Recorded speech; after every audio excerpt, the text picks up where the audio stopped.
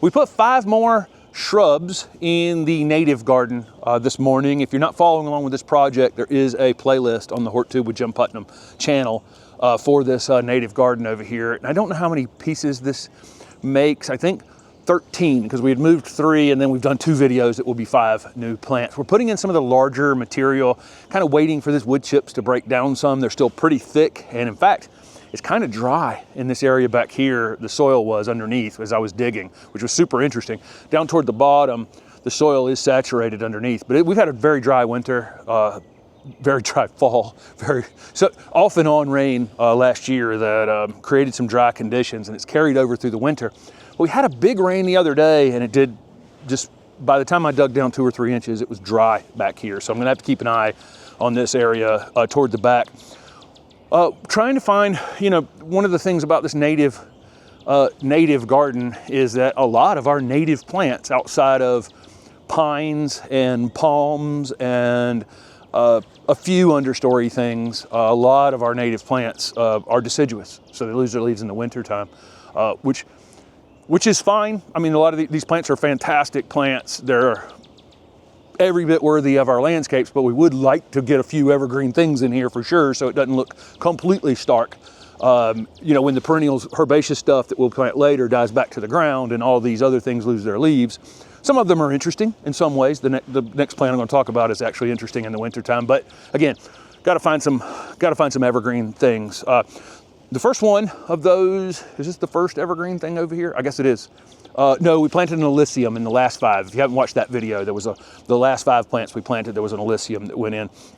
This rhododendron is interesting. It's called Royal Resilience, and it's from Pat McCracken, the same breeder for Sunshine Ligustrum, Magnolia, the Stella Ruby Magnolia came from him. Few other plants he's introduced over the years. This one was evaluated for like 25 years. This is a native rhododendron that is resistant to some of the pathogens that we get in the production of rhododendrons in the South and also in the ground. So it's just held up really well in production and then in ground trials as well. And it's also heat tolerant variety. This was actually given to us by a viewer, so thank you very much. We have a palm also that I'm still protecting a bit because it came out of a greenhouse. It was also from a viewer. A couple of the other things that are in this video were given to us by Jason, and then something was given to us down in Florida, the next thing up. But this is about the back line of it back here. And so we'll put something taller will end up back here. This rhododendron probably in 10 years will only be, in this height. Even if it gets bigger in time, it's going to take a long time for it to get to this point. We've planted 2 other rhodos on this back line a little further down, and they've initially struggled because of dry conditions. And again, this is the same over here. These things are rooted out over here into this space. So we'll have to keep an eye on the watering.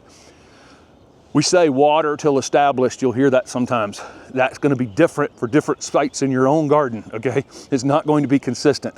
There's some things that there are, I would say 50% of all the plants ever planted in that garden over there, we planted it that morning, maybe watered it once, in the process of getting it established. We've watered it since then because we went 6 weeks with no rain last summer. So as an event like that, we did some additional watering, but there's a lot of shrubs over there that we have not gone out of our way to water them, because they were established quickly. And then we have other areas that take longer. So you're gonna have to evaluate that in your own garden as to how things are drying out. But native rhododendron, evergreen, flowering, of course. It doesn't have any flower buds on it this year. I see where the new growth is coming on it. So it's gonna hopefully flush out and hit the ground running back here. Again, we'll keep an eye on it. We've got an oak leaf hydrangea, and this is a new one for the Southern Living Plant Collection this year. It has not leafed out yet, so it's obviously still dormant. This one's called Snow Stickle. It has like 14 to 18 inch inflorescences on it, so big conical shaped flowers. You gotta have if you're gonna introduce a new hydrangea now, it better be good, right? Or it better be different in some way, because we've seen hydrangeas, it's like been raining hydrangeas in ornamental horticulture for the last at least two to three decades. Just the number of them is wild. And a lot of them, I don't see in the landscape that were, you know, a lot of praise was given to them initially. So now they've got to be trialed for a long time. They've got to be great in the nursery for the nurserymen, and they got to be great in the ground. But this one is really neat, and it's hardy to zone 5. Of course, I should have said that about a lot of these natives that are going to be in this garden. A lot of times on the channel, a lot of the things over there in that garden, some of the non-native things are only hardy in like zone, or some of the native things as well are only hardy in like zones 8, 9, 10. Over here, those of you watching the channel in more colder areas, almost everything over here will be available to you as we fill this garden in.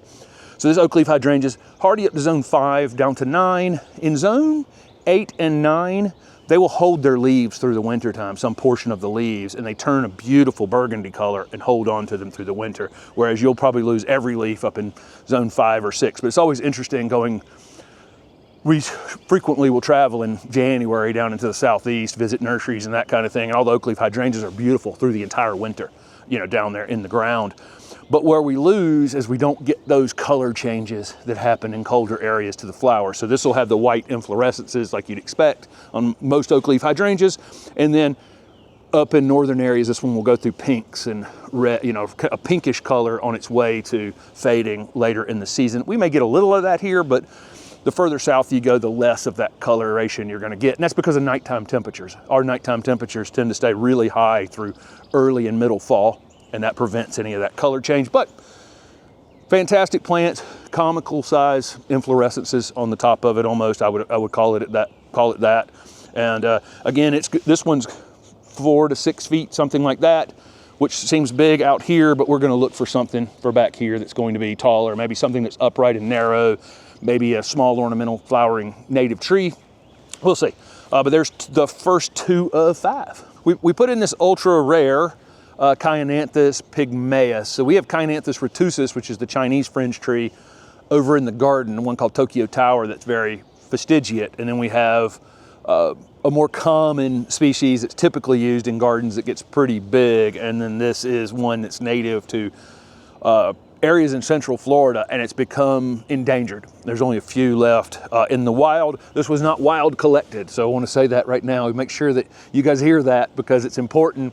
If somebody shows you something on somewhere that's ultra rare, they also then need to explain how it came into their possession. So these are cuttings that are grafted to an understock, so that they have not been wild collected in any way. One of the cool things about this plant, it gets the same frilly, you know, flowers that we would expect on a Chionanthus.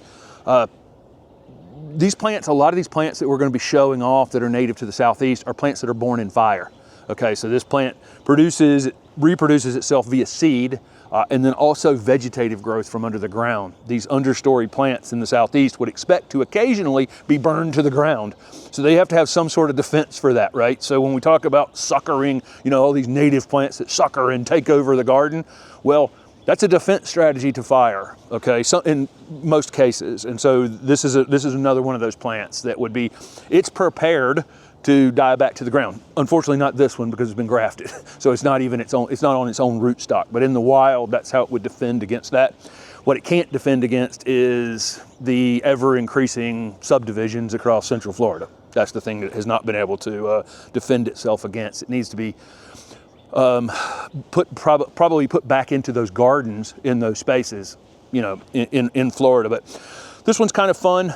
Jason Stevens donated this one to the channel. I actually don't want to know how much this would have cost me otherwise, because it is grafted and very specialized and pretty rare. So thank you, Jason, for this one, because I would not, the price tag is probably kind of steep, but it's really neat, right? To have a story. I love plants with stories, and this one definitely has a story.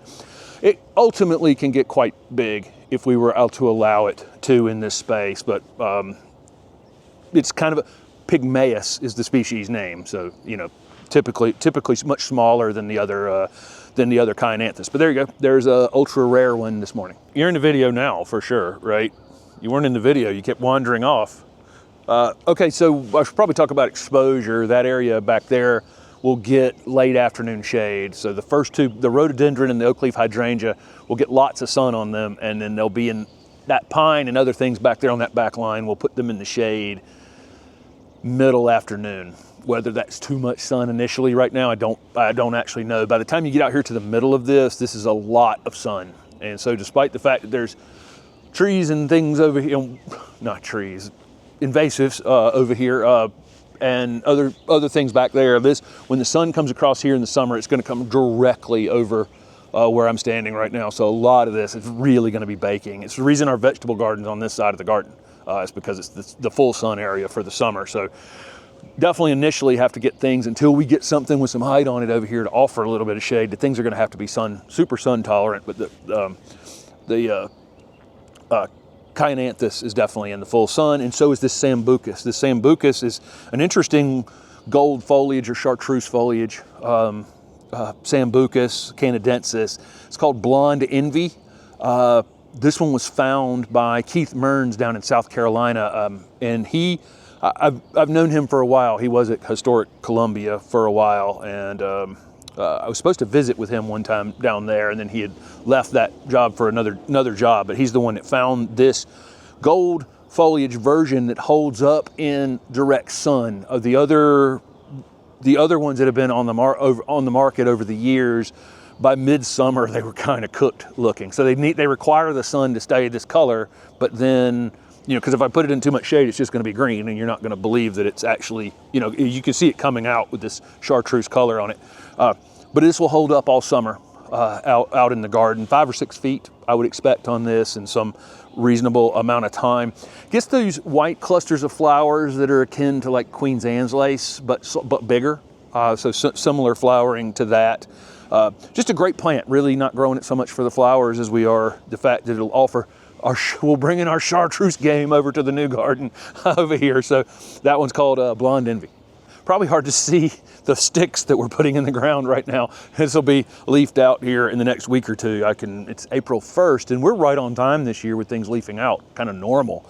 The last few years, this Cephalaanthus would have probably been completely leafed out at this point. We just got so warm so early. So things are actually on time.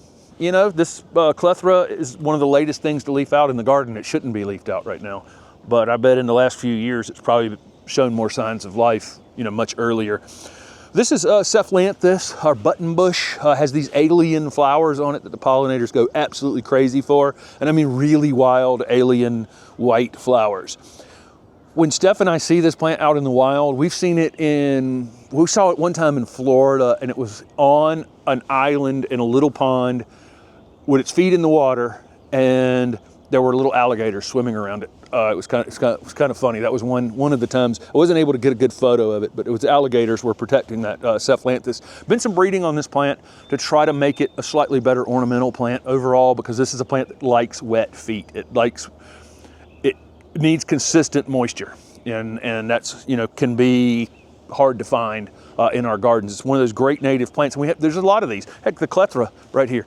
Never seen clethra that wasn't growing with its feet down in the water somewhere, or in some sort of at least seasonally wet space. So a lot of these natives, when we say native plants to North Carolina or South Carolina or Georgia, a good portion of those states are actually seasonally underwater or in the water. I mean, you drive through long stretches of eastern South Carolina and through swamps, through seasonally wet spaces. So a lot of those plants are native to those spaces. This is going to have the most moisture in this garden space, and we've put the 3 things that probably need the most moisture down here. So any watering we're doing up on our garden, hopefully all this mulch and wood chips and everything will slow this water down, and that's what I found this morning. This super dry up there at the top, and moist here. It was easy. This is the easiest hole I dug the whole time. So hopefully it's going to do okay here. This plant's native to the southeast. It's hardy up to zone 5, but it's native to the south and east part of the United States. And then there's also spaces in Mexico where this plant exists, New Mexico, California, and other places. And when we were up at the Morton Arboretum, I don't know if you guys remember, we had a conversation with Kim Shearer. You might want to go back and look at that video from the Morton. It was super interesting. She has the seed collection from all of those places across those little outcrops across the North America, and has them planted in the garden at the Morton. And so some of those are quite a bit more drought tolerant, right? Because they're from seasonally dry places in California and New Mexico and other in Mexico, New Mexico, and that kind of thing. So I think there'll be some breeding there to try to, again, these are such cool plants, and not a lot of people necessarily have a space where they can grow it. So I think, again, in the future we'll see more breeding around buttonbush and you know, paying this plant the respect for its absolute coolness that it has. And when you see this plant in bloom, you go, once you've identified it a couple times, you know, you'll run right to it every time because it's so cool.